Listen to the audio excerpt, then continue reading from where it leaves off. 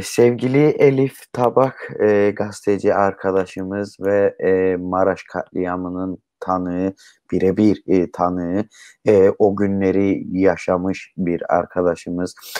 O günlerin öncesindeki provokasyon ve hazırlıkları, katliamın hazırlıklarını birebir tanık olarak sizden dinleyebilir miyiz?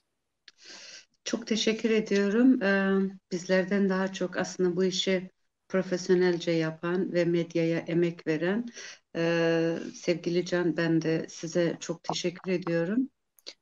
Çünkü sen de gerçekten ciddi bir emek veriyorsun. Bir de profesyonelce gazetecilik yapan biri değilim. Gönüllü bazında içinde yaşadığımız toplumu, sorunları dile getirmeye çalışan bir canınızım. Evet, Maraş'a gidersek, Maraş dediğimiz zaman kanayan bir yara, hiç kapanmayan bir yara. Öyle görünüyor ki biz yaşadığımız sürece bu yara bizde, yani bende ve benim gibi olan canlarda kapanmayacak ta ki biz Hakk'a yürüyene kadar. Ama bizden sonra çocuklarımız, torunlarımız da bu davanın peşini bırakmayacaklarını iyi biliyorum. Öyle düşünmüyorum, bunu çok iyi biliyorum. Maraş 1978, tabii 78 öncesini birazcık kısaca ben aslında anlatayım. Ben çocukluk olarak evet hiç o şeyler yaşamıyorduk. Mesela ben hiç Kürtçe konuşmayan bir çocukken ailem beni Türkçe büyütmüş, yani Türkçe konuşarak büyütmüştü. Ona rağmen ben bir Kürt çocuğu olarak orada bir tepki alıyordum. Bir de bizim inancımızda kapanmak, kara çarşaf giymek yok. İşte o zaman orada yaşayan Aleviler, Kürt Aleviler, Maraş'ın yerlisin olan, yani Maraş'ın kadınları gibi bizler de kara çarşafa büründük ki farklılığımız görünmesin diye, yani farklı olduğumuz bilinmesin diye. Bunu yaparsak ne olurdu, yani yapmazsak, kara çarşafı giymezsek ne olurdu? Oradaki toplum, kadınlar dahil herkes tarafında taciz edilirdi ve özellikle de erkekler farklı tacize başlarlardı. Yükselime geldiğimiz zaman kendi toplumumuz, kendi insanlarımızın çok ağırlıklı oturduğu bir mahalleydi. Bu mahallede böyle insan kendini biraz daha güvencede, biraz daha rahat hissediyor. Zaten o mahalleye geldiğinizde hemen anlardınız. Burası modern insanların yaşadığı, kadınların başının açık olduğu, böyle sokak arasında birbirine seslendiği, rahat yürüdüğü, birbirlerine tek başına gidip geldiği bir yerdi Yürükselim. Maraş katliamında katledilen Mustafa Yüzbaşıoğlu'nu ve yakinen tanıyan, zaman zaman evimizde abimlerle arkadaşlığı olduğundan dolayı ya da komşularımızla böyle sık gören biriydim. Hatta bir gün bunların, Mustafa Yüzbaşıoğlu ile arkadaşlarının bir toplantısında, komşumuzda olan bir toplantısına gittiğimde bir büyük keyifle dinliyorum ya. Mustafa abi çağırdı. O elinde bir kitap vardı. İnanın ki şu anda hatırlamıyorum ben neydi kitap, neyi anlatıyordu. Ben ilkokulu bitirmiştim. Benim onları böyle büyük can kulağıyla dinlediğimi dikkate çekmiş olmalıdır ki beni çağırdı ve bana o elindeki kitabı okutturdu. Büyük bir heyecanla böyle okudum. Mustafa abi de bizler Yörük Selim'de ve Yörük Selimliler o kadar birçok severlerdi ve saygı duyarlardı ki Mustafa Hoca matematik öğretmeniydi ve o zamanın gençlerin arasında çok konuşulan modern matematik bayağı sıkıntılı bir ders vardı ve çok insan bu dersi geçemezdi. İşte Mustafa Yüzbaşıoğlu Yürükselim Mahallesi'nde talebelerine gönüllü olarak ev ev dolaşıp ders veren bir canımızdı. O kadar da sevgiyle, şefkatle karşılanırdı, saygı duyulurdu, sevilirdi. Maraş katliamında Mustafa Yüzbaşı'nın oğlunun, e, ben bilmiyorum, hala çok emin değilim bir Sünni genç olduğuna. Ama Maraş'ın yerlileriyle büyüyen, Maraş doğumlu olan ve Türkçe konuşan, Alevi olmayan, ailesinin camiye gidip ibadet ettiği bir ailenin çocuğu olması ve aynı zamanda Alevilerle, Kürtlerle bu kadar iç içe olması, bu kadar sevilmesi işte Maraş katliamında katledilip ve o kadar onu seven insanları sokağa dökebildiler. Bu katliamı yapanlar açısından isabetli bir seçimdi. Katliamın hazırlık provaların yapıldığı. Yörük Selim Mahallesi'nde eski doğum evi ya da devlet hastanesine çok uzakta olmayan, eskide ben orayı çok merak ederdim. Acaba kaç metredir o uzaklık diye Maraş'a gitmeyene kadar.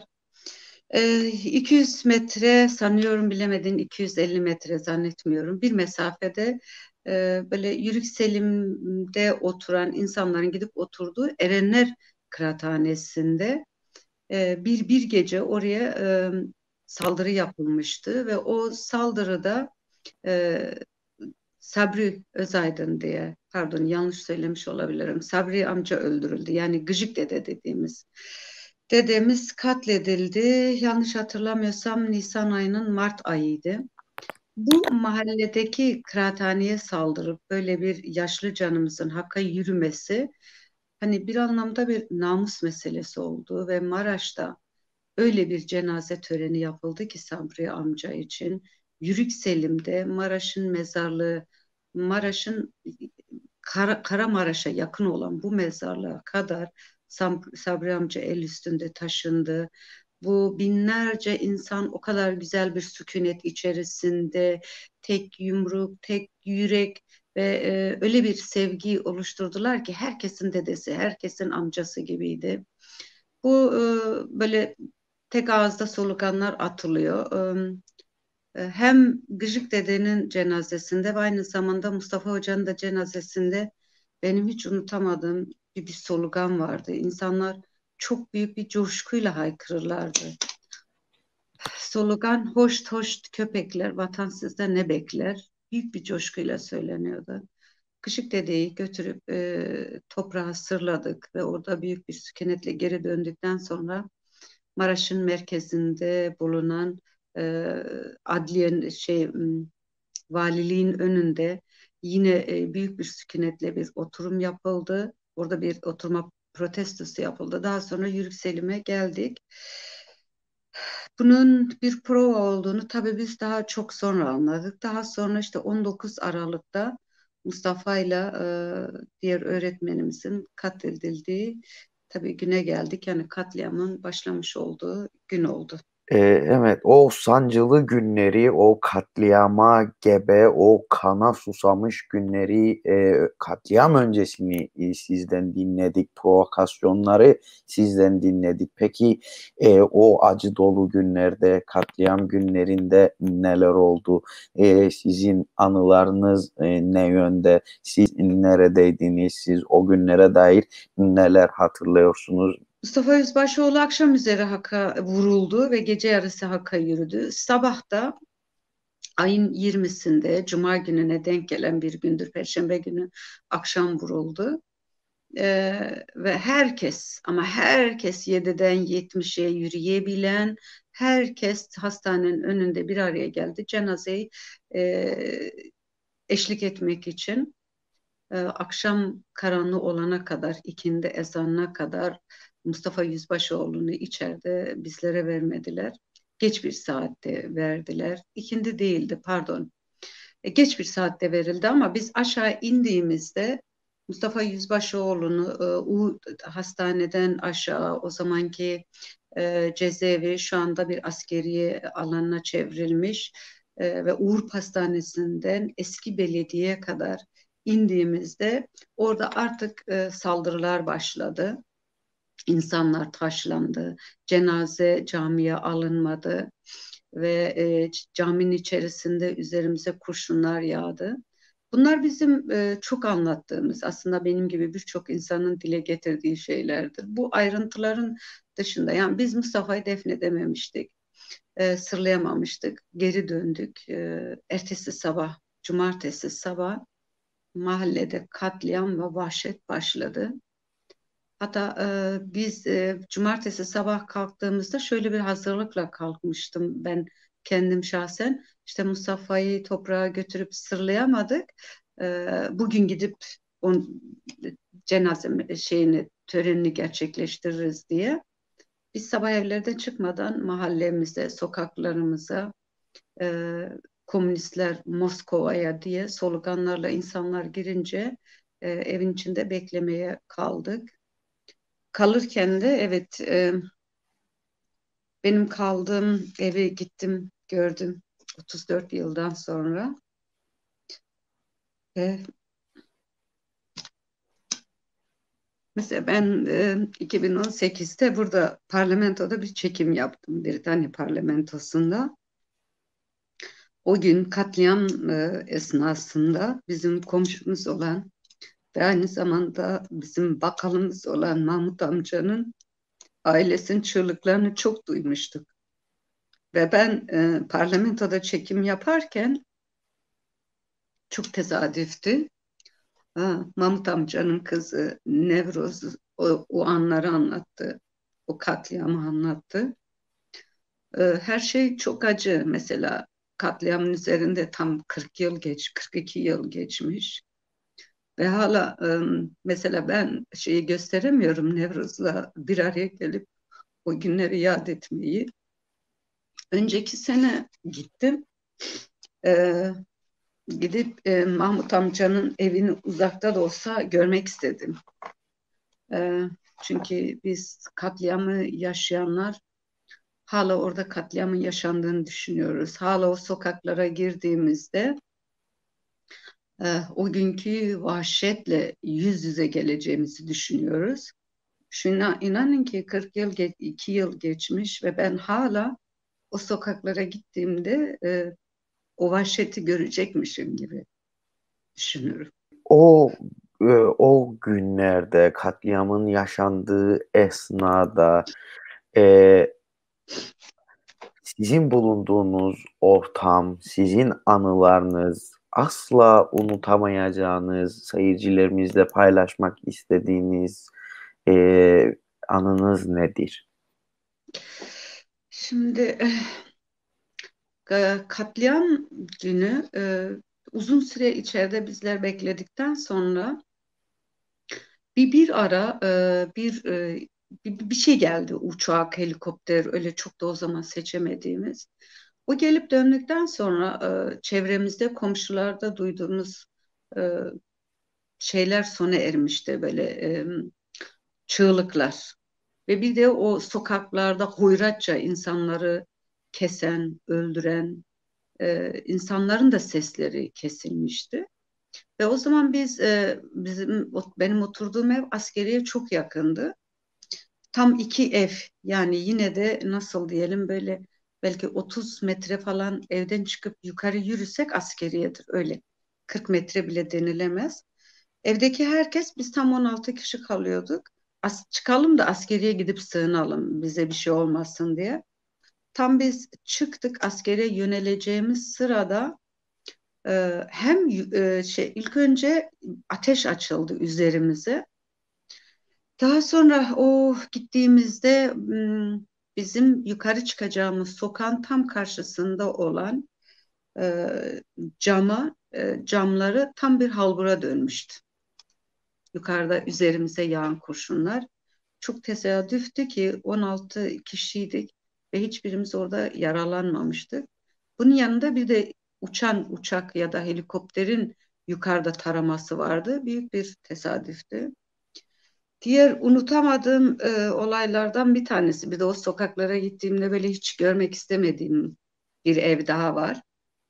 Ben arkadaşlar çok işte ben 34 yıldan sonra Maraş'a gidebildim.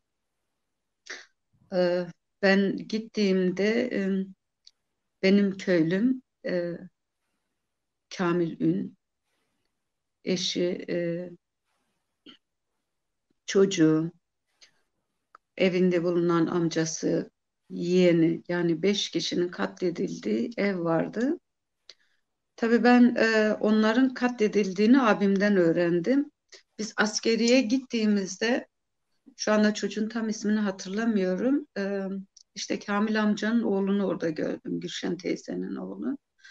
Ağlıyor böyle çocuk, şey anlatıyor işte, annemi herkesi katlettiler, öldürdüler diye. Bu 11 yaşlarında bir çocuk o zaman, yani ben de 13 yaşındayım. Ben şey söylüyorum, halbuki abim onların hepsinin katledildiğini, hatta evin içindeki ekmeği dışarı çıkarıyorlar, evi de ateşe veriyorlar. Bunları katlettikten sonra ben çocuğa şey söyledim. Ben dedim ki onlar yaralı, hastaneye götürdüler. Merak etme. Hayır. Ben onun hepsini gördüm. Askeriyede diğer unutamadığımız bir şey, bizi oraya topladıklarında şey duygusu çok uyanmıştı bende.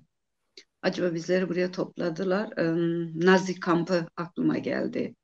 Bizleri de burada bir şekilde öldürecekler mi? Askeriyede bizi topladıkları yer böyle bir çukur. Acaba o anda şöyle de düşünüyorum. İşte şu anda bizi bu çukura topladılar. Üstümüzde ateş edecekler ve bizi bu çukura gömecekler duygusuydu.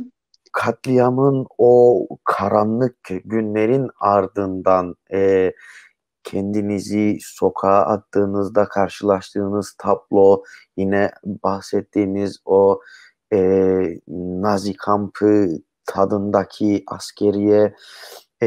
Peki sonrasında nasıl gelişti olaylar? Daha sonrasında nelerle karşılaştınız? Kısaca anlatırsanız. Katliamlardan sonra her fırsatını bulan insanlar tek tek Maraş'ı terk ettiler ve bizler de onlardan biriydik, benim ailem. Orada Hakk'a yürüyen çok canımızın, çok canımızın hala bir mezarı yok. Gittiğimizde mezarlarını göremiyoruz. Ve şu anda bu mahkemeler devam ediyor. Biz o şehirlerde, ilk önce o şehirlerde göç ettik. O şehirden köylere göç ettik. Köylere yerleştik ve daha sonra da Türkiye'nin metropollerine göç ettiler. Katliamı yaşayanlar, görenler. Şu anda da önemli bir kısmı diasporada, yani Avrupa ülkelerine dağılmış bir durumdadır. Yine o bölgeye gidip çekim yapan ve oradaki kültürü yaşatmaya, yansıtmaya çalışan biri olarak her gittiğim köyde, her konuştuğumuzda herkesin hafızasında hala Maraş katliamının olması ve herkesin derin bir iş çekerek ve yaşanan katliama öfke duyarak, hatta Maraş katliamından sonra dünyaya gelenlerin bile üzerinde ciddi bir izleri vardır. Maraş katliamı hem 12 Eylül'ün hasırlanmasına sebep oldu ve aynı zamanda o coğrafyada neredeyse bir dilin, bir kültürün yok olmasına sebep olmuş durumdadır. 42 yıldır biz bu yaraları sarmamışız, saramamışız ve öyle sanıyorum ki daha saramayız. Çünkü bizler her Maraş'a şu anda gittiğimizde hala biz kendi hayatta, yani gözlerini yummuş, katliama uğramış o canlarımızın mezarlarına bir karanfil bırakmak ve sokaklarda e, anmalar yapmak, onların anılarını yad etmek, böyle katliamların yaşanmaması çağrısında bulunmamız bile yasaktır. Türkiye'de bu kadar katliam yapılmış, hala anması yasak olan tek katliam Maraş'tır ve hala ciddi bir direngenlik gösteren yerel yönetimler, yani hükümet yönetimlerin de desteklediği ve fırsat vermediği, yani sokakta 200 metre bile yürünmesine, 300 kişinin bir araya gelip bir anma gerçekleştirmesine tahammül edemeyen bir yerel yönetim var. Rojava, Kıbrıs, yine Irak, Suriye, Anadolu'nun birçok köşesi, yüzlerce köşesinde onlarca katliam. Bu katliamların tamamında keza Şengal, e, Türk devleti ve Türk devletinin parmağını görüyoruz. E, Bu noktada Avrupa'ya dönmek istiyoruz. Avrupa neden bu kadar sessiz? Neden bu kadar e, deyim yerindeyse katliama göz yumuyor? Türk devletine bu kadar bu kadar fazla göz yumuyor ve katliamları görmezden geliyor. Bunu birebir katliam yaşamış bir katliam tanığı olarak Avrupa'dan beklentiniz nedir veya bir beklentiniz var mı? Avrupa'nın ikiyüzlü siyaseti, ikiyüzlü politikaları, bunları nasıl değerlendiriyorsunuz? Bu çerçevedeki yorumunuz nedir? Beklentiniz nedir kısaca? Evet. Çok doğru bir konuya temas ettin. Evet, bizler yaşlandıkça duygusallaşıyoruz yaşadığımız bu acılardan dolayı. Bir kere Avrupa bunların hepsine göz yumuyor. Bir de katliamlar bizim son 20, 30, 40 yıl içerisinde Türkiye'de katliamlar yapılmadı. Türkiye'nin tarihine, Türkiye hükümetinin, Cumhuriyet'in, Osmanlı tarihine baktığımız zaman katliam olmamış ne bir yıl var ne de bir gün var. Bizleri hep katliamları anmak ve acı günlerimizi hatırlamak düşüyor ne yazık ki. Buna Dersim katliamı, Ermenilerin katliamı ve başka birçok sayısız katliamlar ekleyebiliriz. Bizlerin de yaşadığı katliamlar bunların devamıdır. Şimdi Avrupalı yani Avrupa hükümetlerinden beklentilerimiz tabii ki bu kadar hani demokrasinin beşiği olan bu devletlerin hassas davranmamaları, göz yummaları öyle sanıyorum ki kendilerinin çıkarları doğrultusundadır. Ben şöyle bir şey söyleyeyim. Maraş katliamı olduğunda biz sokağa çıktığımızda tabii ki o zamanki çocuk aklımızla kullanılan fişeklerin, malzemelerin bir sürü böyle hiç tanımadık kağıtlar, şeyler sokaklardaydı ve onları aldığımızda elime ben şunu hatırlıyorum. Üzerinde hem Arapça yazılar vardı hem Rus alfabesi ve yine Latin alfabesiyle hiç tanımadığımız dillerde birçok dilde yazılar yazılıydı. Ve bunlar Türkiye imalatı değildi, dışarıda gelmişti. Yani birçok katliamda kullanılan malzemeye bakın. İşte yanlış bilmiyorsam Türkiye'nin Kürdistan toprağında ilk kimyasal silah kullanan Churchill'dir. Eğer yanlış biliyorsam bunu tarihçiler söylesinler. İlk Kürtlerin üzerine denenmiştir. Daha sonra Saddam bunları birçok kez denedi. Maraş son olmadı. Sivas katliamı oldu, Gezi, Gazi katliamları oldu ve daha kaç katliam olacak bunu daha bilemiyoruz. Tek kurtuluş yolumuz şudur. Biz ezilenlerin hepsi insani bir çerçevede de toplumsal olarak bir araya gelmemiz gerekiyor. Gerek Türkiye'deki bulunan sisteme, gerekse de Avrupa'nın bu kadar duyarsızlığının işine gelmesinin önüne geçip onları daha duyarlı hale getirebilmek için bizlerin bir arada olması gerekiyor. Bizlerin toplumsal mücadelede buluşmamız gerekiyor. Birbirimize inancımızda, dilimizden dolayı daha saygılı olmamız gerekiyor. Bizim aramıza girecek e, ayrıştırıcı olmasından çıkması gerekiyor. Avrupa'nın da Türkiye'deki siyasi yönetimin de sürekli kullandığı buydu. Yani Kürdü, Türk'e, Alevi, Sünniye, Laz'ı, Çerkez'e kırdırmaktı. Bütün bunlar bizim renkliliğimizdir. Varoluşumuzun en güzel yönüdür.